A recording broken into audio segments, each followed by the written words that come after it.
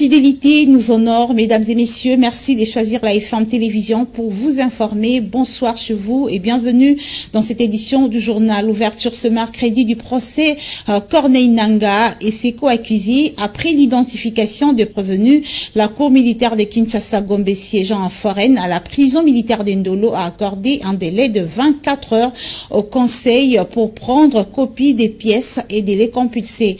Plus de détails, c'est avec Ruth Dinanzei et Christian Kabouya dans cet élément.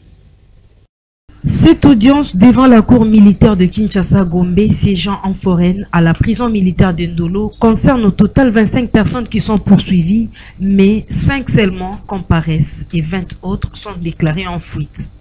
Le défaut a été retenu à l'égard de ces derniers. Corneille Nangaa n'est pas le seul membre de sa famille dans cette affaire. 3 autres proches ou membres de sa famille sont dans le lot des accusés. Il y a d'abord Barsène Nangaa, inscrit au numéro 7 sur l'extrait de rôle signé par le greffier principal. Il est le demi-frère de Corneille Nangaa du côté de son père. Selon l'information relayée par Actualité.cd, Barsène Nangaa a été arrêté en décembre dernier dans une concession de son frère Corneille Nangaa située dans la baie de Ngaliema. Depuis, il est détenu par les services de sécurité avant d'être transféré à la prison militaire de Ndolo. Ensuite, Lubanda Nazinda Yvette, épouse de Corneille Nangaa, inscrite à la 19e position sur l'extrait de rôle.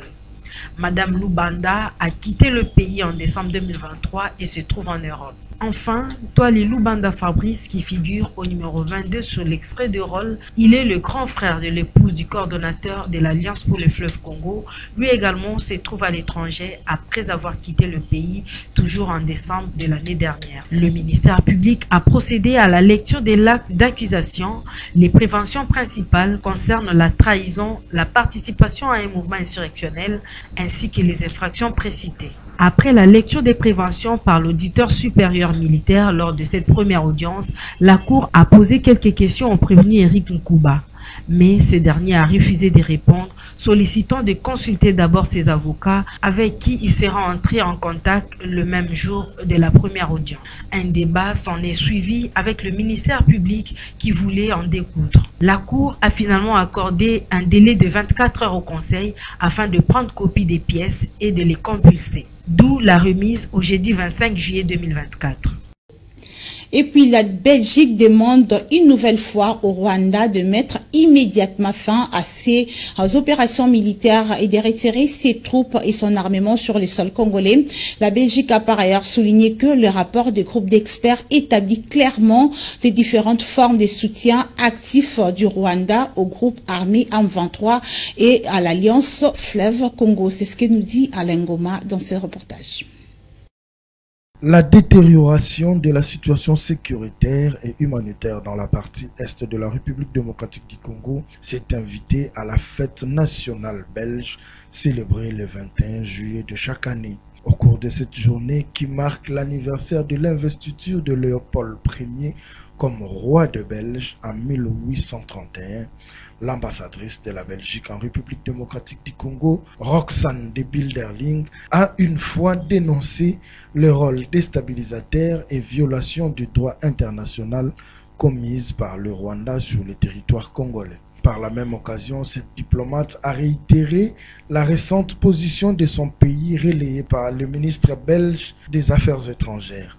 La diplomate belge est revenue aussi sur les actions entreprises par son pays au niveau continental pour faire avancer les dossiers relatifs aux sanctions. La situation sécuritaire et humanitaire dans l'Est de la République démocratique du Congo demeure préoccupante et précaire. À la suite de violents combats entre les FARDC et les rebelles du M23 soutenus par Kigali, les États-Unis d'Amérique ont obtenu de différentes parties un cessez-le-feu temporaire appelé trêve humanitaire en vue d'assister les personnes vulnérables dans cette partie du pays. La première trêve décrétée au début du mois de juillet a pris fin le vendredi 19 juillet à minuit. Au regard de cette nouvelle prolongation, elle prendra fin le 3 août prochain. Condamnant la violation de la trêve humanitaire à la suite de bombardements de Bwerimana dans les Massissi au Nord Kivu, l'administration américaine veut capitaliser cette nouvelle prolongation dans l'objectif de faire avancer l'agenda diplomatique, notamment la feuille de route de Luanda, pour parvenir à un cessez-le-feu définitif entre les différentes parties en conflit. Et puis le gouvernement de la RDC signe et persiste. Il n'y aura pas négociation avec l'AFC et le M23 en Ouganda tel que prévu, bien que l'agitation des terroristes qui pensent qu'ils vont se retrouver autour d'une table avec le gouvernement. C'est ce qu'a martelé le porte-parole du gouvernement Patrick Muyaya lors du briefing de presse hier mardi. Suivez les détails dans cet élément. Le gouvernement de la République démocratique du Congo est formel. Il n'y a pas de négociation entre Kinshasa et le rebelle de l'AFC M23 à Kampala, comme l'indiquent certaines sources, à la suite de la présence d'une délégation congolaise en Ouganda. Jean Bosco Bahala, coordonnateur national du programme de désarmement, démobilisation, relèvement communautaire et stabilisation en Ouganda, a été révoqué par le chef de l'État dans la foulée après des soupçons d'une rencontre avec le camp rebelle qui séjourne aussi dans la capitale ougandaise. Le porte-parole du gouvernement, Patrick Muyaya, parle d'une agitation des rebelles pour faire croire à l'opinion que le dialogue tant réclamé par les M23 est finalement lancé. Pour Patrick Muyaya, le coordonnateur du PDDRCS n'a pas qualité de représenter le gouvernement dans des dialogues s'il y en avait. Le gouvernement n'a toujours pas donné les raisons de la révocation de M. Bahala. Il peut se trouver qu'il a abusé de la confiance du vice-premier ministre en charge de la défense nationale et ancien combattant, parce qu'il lui-même explique le cadre de sa mission. C'était pour aller voir les LRA ou des enfants congolais enrôlés, et donc il y a encore une partie de l'histoire qui doit être bien éclairée, précise le porte-parole du gouvernement. Selon des sources ougandaises, une tentative de rencontre a eu lieu ce lundi entre des délégués de l'Alliance Fleuve Congo et une délégation venue de Kinshasa, bien que Bahala ait nié toute rencontre avec le délégué de l'AFC, expliquant qu'il s'est trouvé en Ouganda pour le rapatriement des enfants congolais libérés par la rébellion ougandaise de LRA. La polémique autour de sa présence a conduit à sa révocation. Des témoins ont rapporté des incidents lors de premiers échanges qui se sont terminés en queue de poisson. Un culte œcuménique sera dit le vendredi 2 août prochain pour penser aux compatriotes congolais qui perdent leur vie dans la partie est de la République démocratique du Congo. Cette prière pour la nation réunira toutes les confessions religieuses de la République démocratique du Congo au stade de martyrs.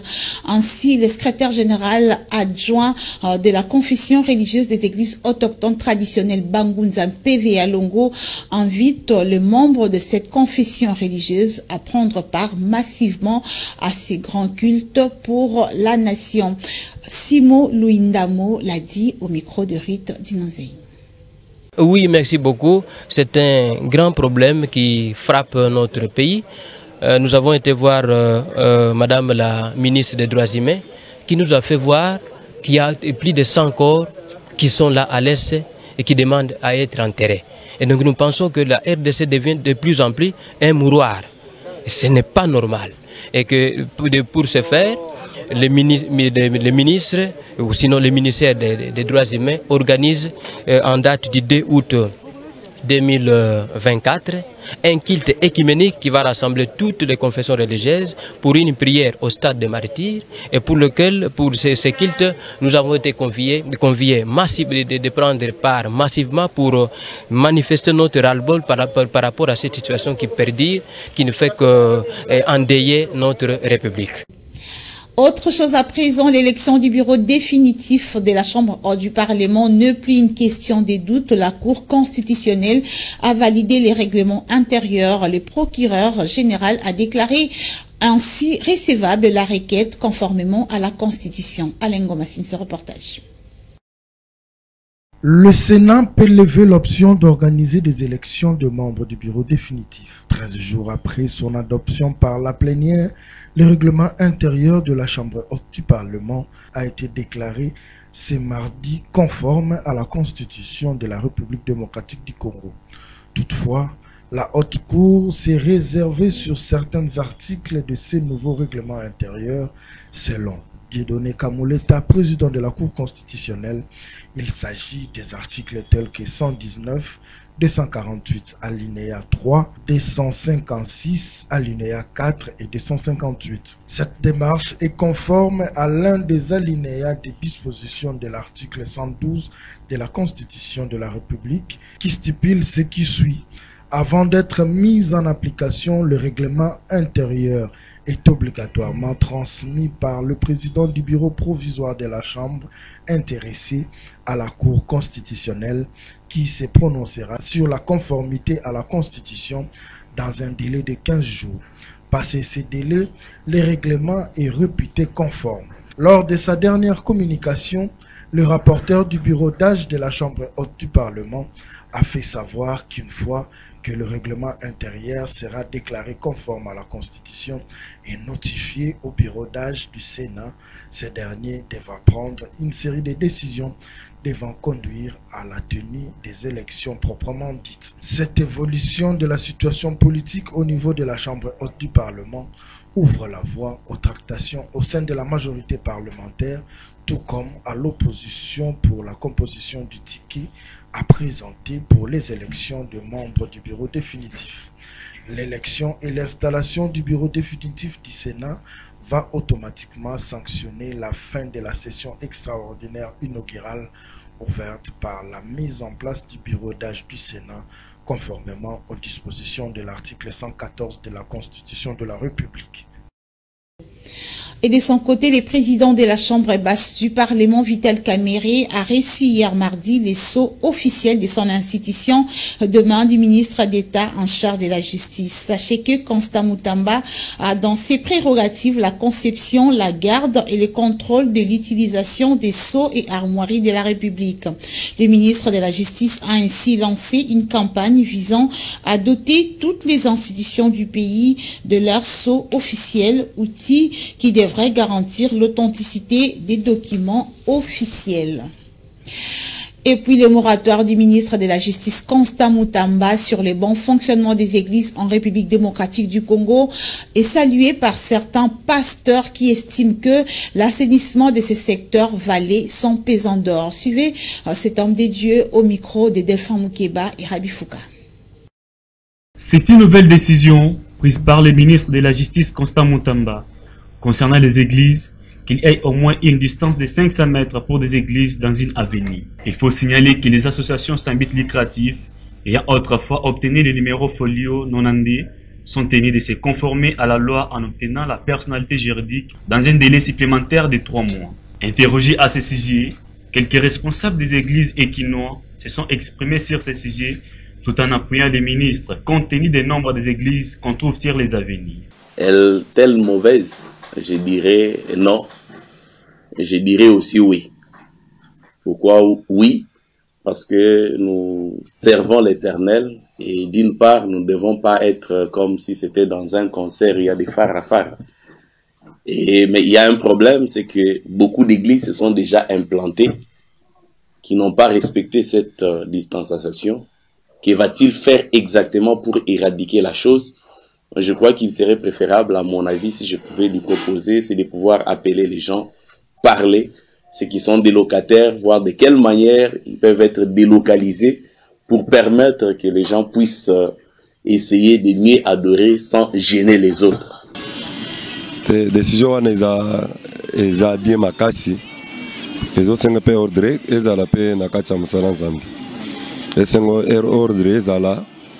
Aux hommes que ba passer bele ba commission église lokola to ba boutique ou soit lokola baba pour baba ba ki pa place à côté ta ye okuta muninga za a yepe atie décision ya ministre eza nango génial parce que na secteur o Italie makambo ya église wana eza na désordre mingi désordre eleki na makambo ya église soko landeli bango bien église ebele bazana nyikandati en plus au d'église et bandit tongo ti poko batwala na bangote makelele leki dans une avenue au kuta 10-15 églises ba oyo bazolo bakoto ba tie ba ni ba balance wana bango bakoto bazo sala makelele wana Et puis ceux qui balandeli bien ministre a télémeli, ceux qui a télémeli décision na ya nini ya kokanga banini à chaque avenue alandela bani ba mettre azolo bawana eza kutumulai.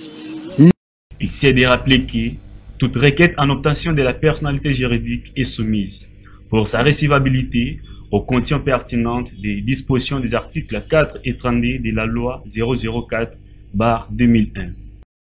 Moratoire du ministre de la Justice sur l'assainissement du secteur religieux en République démocratique du Congo. La question continue à susciter encre et salive. C'est à ces cadres que la confession religieuse des églises autochtones traditionnelles Bangunza PV à Longo invite les représentants légaux et chefs spirituels à une réunion importante sur le moratoire du ministre de la Justice concernant le bon fonctionnement des églises en RDC. Suivez. Communiqué, son éminence l'ambassadeur Mangele Silubasa, président général, représentant légal et chef suprême de la confession religieuse des églises autochtones traditionnelles Bangunzam PV à Longo, en sigle Créatebem, invite tous les représentants légaux et chefs spirituels des églises autochtones traditionnelles Bangunza PV à Longo, Nzilankongo, Postolo, Gonda, Mpadi, Ntwalani, Ntaou, Mputu Panzu, Masambukidi, Vuvamu, BDK, Aseka Menga, DKB, Kitawala, Sanière Alaver, Mangongele, Église des Noirs, Malembe, Kikukusa, Demena, Vaika et autres, à une réunion extraordinaire qu'il organise à leur intention le lundi 29 juillet 2024 au temple des Bangunza PV à Longo,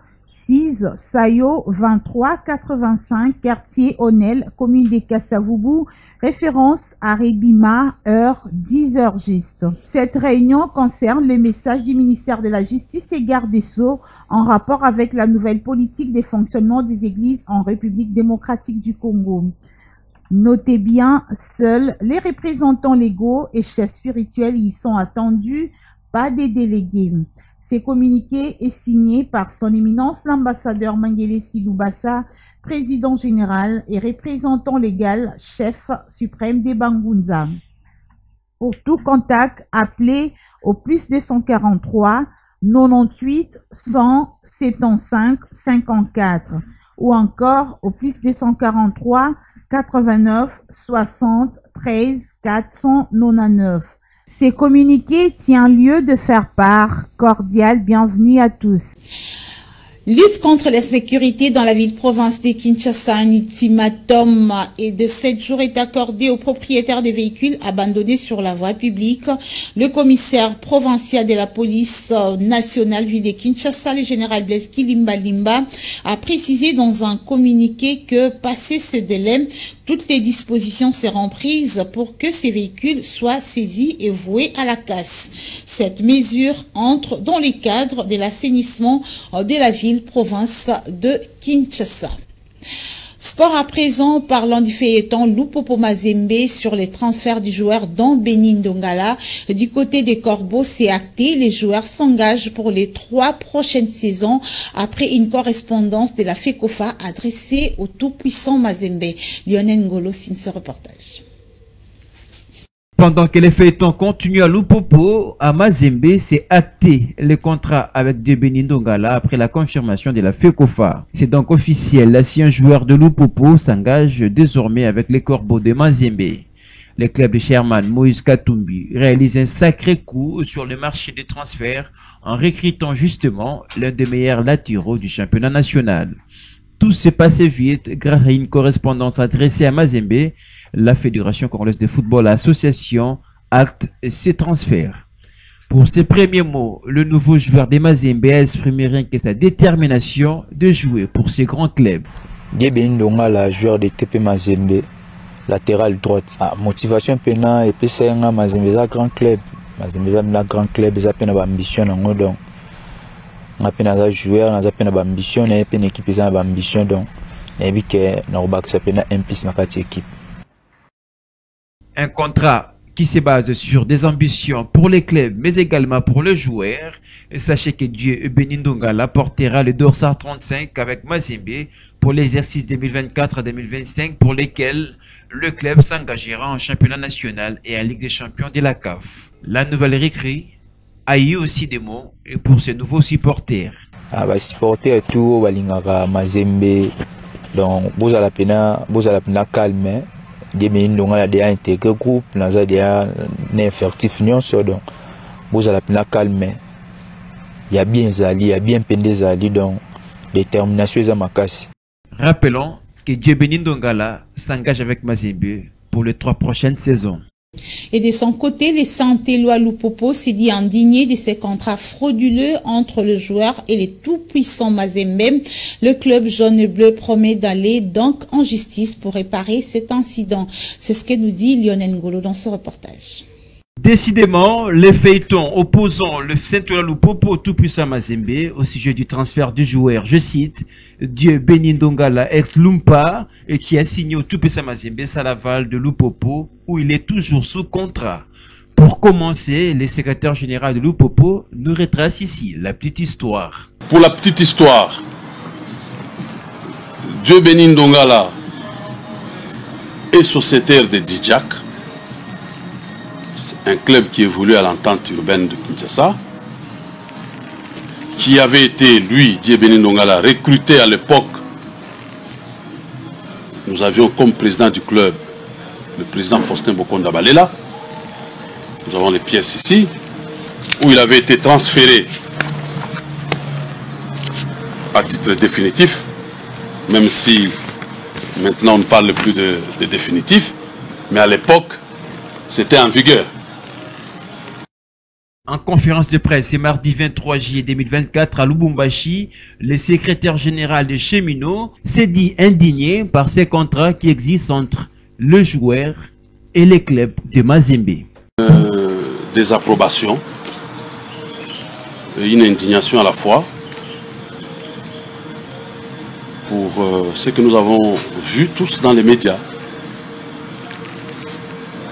que le joueur Dieu Benindongala, joueur du FC Saint-Éloi Lupopo,